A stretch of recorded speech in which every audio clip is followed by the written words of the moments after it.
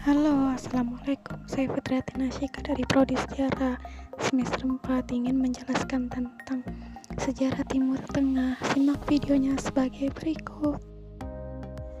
Timur Tengah. Secara geografis, Timur Tengah adalah sebuah wilayah yang secara politis dan budaya merupakan bagian dari benua Asia atau Afrika Eurasia.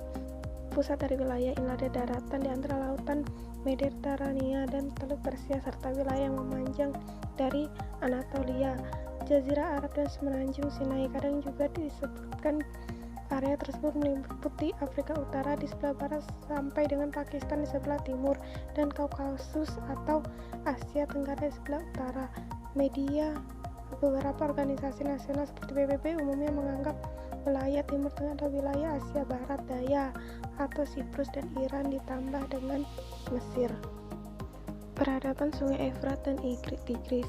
Peradaban lembah Sungai Efrat dan Tigris dikenal dengan nama peradaban Mesopotamia yang sekarang masuk wilayah negara Irak.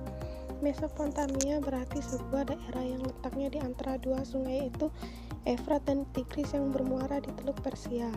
Bangsa Assyria tinggal di lembah Sungai Efrat dan Sungai Tigris di mana ibu kotanya adalah kota Nivea.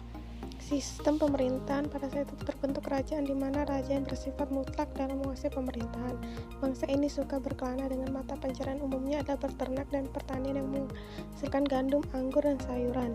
Pada masa pemerintahan Raja Assurbanipal, bangsa Assyria berhasil menguasai Mesir dan telah mengenal pentingnya ilmu pengetahuan yakni pendirikan perpustakaan tertua. Peradaban lembah Sungai Nil dan Yordan. Peradaban lembah Sungai Nil di Mesir, Afrika lahir disebabkan kesuburan tanah di sekitar lembah sungai yang disebabkan oleh banjir yang membawa lumpur. Hal ini yang menarik perhatian manusia kepada mulai hidup dan membangun peradaban di tempat tersebut. Sungai Nil merupakan sungai terpanjang di dunia adalah mencapai 6.400 meter. Sungai Nil berasal dari mata cairan di dataran tinggi. Setiap tahun Sungai Nil selalu banjir. Luapan banjir itu menggenangi daerah di kanan sungai sehingga menjadikan lembah yang subur selebar salam 15 mencapai 50 km. Ketentuan yang tidak boleh dilampaui oleh barat merupakan gurun Libya. Sedangkan ketentuan yang tidak boleh dilampaui utara Mesir merupakan lautan tengah. Peradaban lembah Yordan. Di daerah lokasi pendudukan Sungai Yordan bermata air di Danau Tiberia setelah melalui lembah El Gor akhirnya bermuara di Laut Mati. Daerah itu sekarang masuk wilayah negara Yordania sebelah barat. Daerah itu diseberangi pegunungan Yuda. Terdapat pantai yang subur bernama Kanaan yang termasuk wilayah Israel. Kerajaan Israel. Bangsa Israel juga disebut bangsa Ibrani. Mula-mula berdiam di Mesopotamia dengan dipimpin oleh Nabi Ibrahim yang menganggap sebagai nenek moyang bangsa Ibrani. Mereka masuk di Palestina kira-kira tahun 1450 sebelum Masehi. Menurut kitab suci Injil, di bangsa Israel itu pernah diam di tanah Gosen dekat Mesir. Di bawah ini pimpinan Musa atau Moses, bangsa Israel meninggikan agama di lembah Sungai Yordan.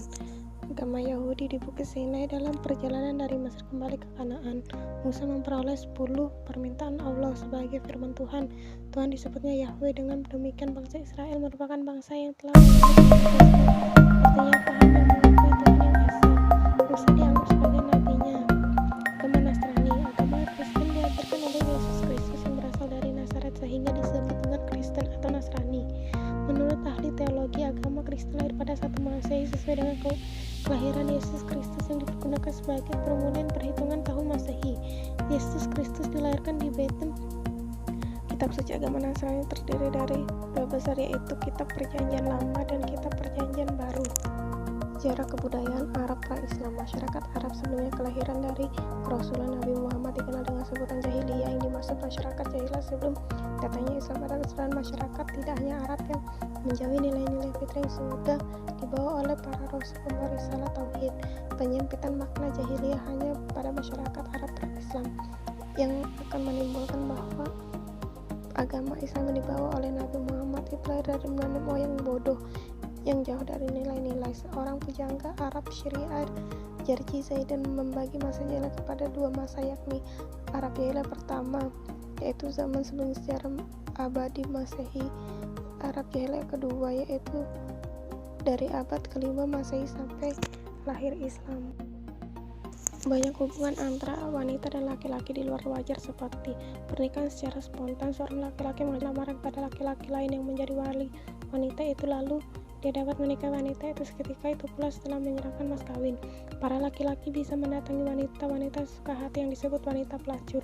Pernikahan istibadah, seorang laki-laki menyuruh istri bercampur kepada laki-laki lain. Laki-laki dan wanita bisa saling berhimpun dalam berbagai medan pertempuran untuk pihak yang menang bisa menawan wanita dari pihak yang kalah dan menghalalkan menurut kemauannya. Hal-hal yang menyimpang di luar kewajaran itu adalah poligami tanpa ada batasannya, menikah janda bapak mereka sendiri. Ada pula yang sangat pantas mereka disebut masyarakat jahiliyah, yaitu mengubur hidup anak perempuannya karena apa? Takut berbuka aib dan bermunafikan. Atau ada juga yang membunuh anak laki-laki mereka apabila anak laki-laki mereka itu dinilai mempunyai watak penakut atau pengecut. Pada saat itu ada 3 berhala yang paling besar yang ditempatkan tertentu seperti Manat. Mereka menempatkan di Musyalal di tepi laut merah dekat Qudait. Lata ditempatkan di Taif. Uzza ditempatkan di Wadi Nakhla, dan lain-lain. Ada juga penduduk Arab yang menyembah matahari dan bulan. Mereka berpendapat bahwa bulan dan bintang-bintang memiliki cahaya dari matahari.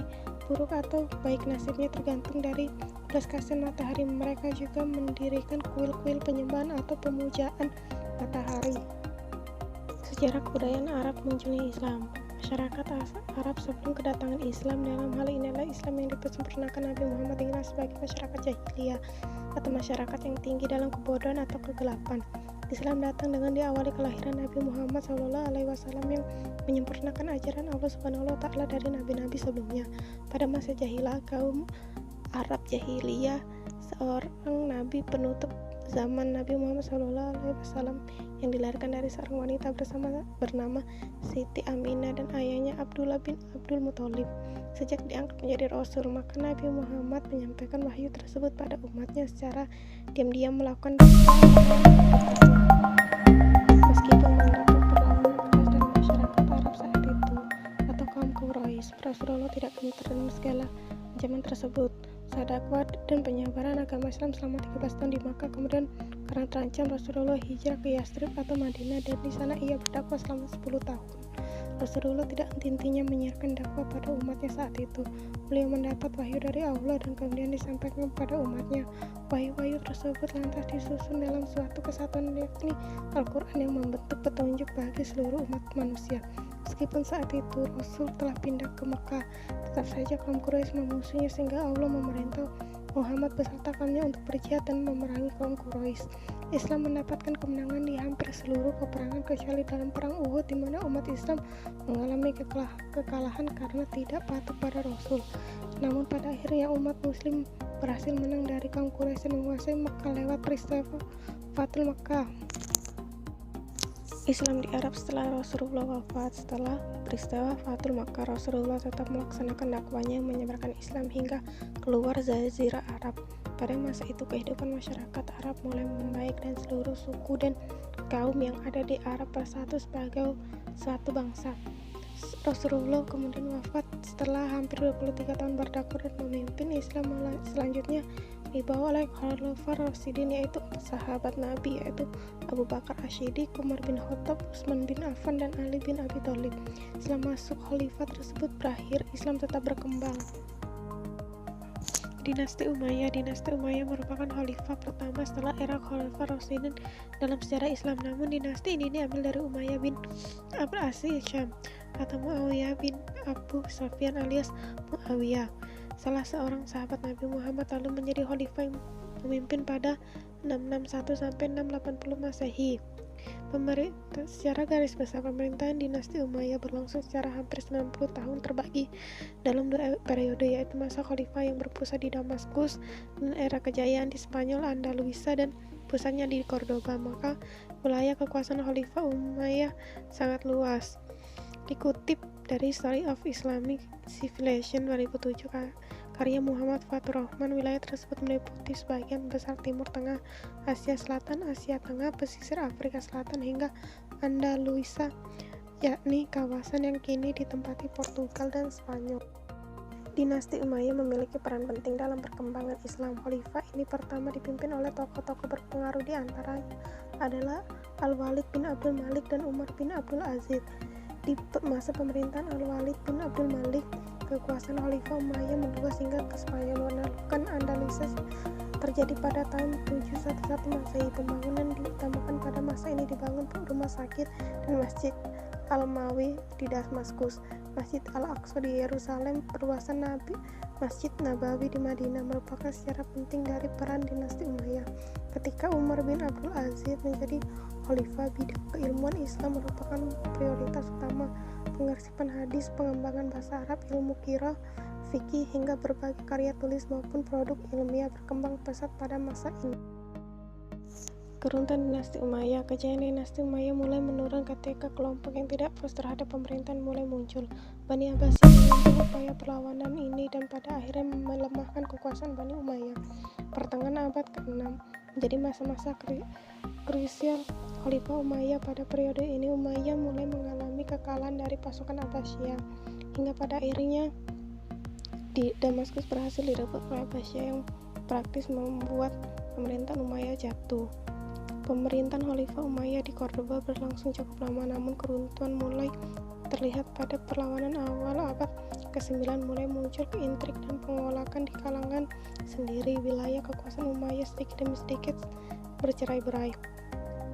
Pada 1031 Hisham selaku Khalifah Umayyah di Cordoba saat itu mengundurkan diri dari jabatannya. Pemerintahan Umayyah di Andalusia pun terpecah-pecah menjadi negara-negara kecil hingga akhirnya kekuasaan Islam di Cordoba benar-benar musnah. Nah, itu saja penjelasan singkat saya tentang sejarah Timur Tengah. Mohon maaf jika ada kesalahan. Wassalamualaikum warahmatullahi wabarakatuh.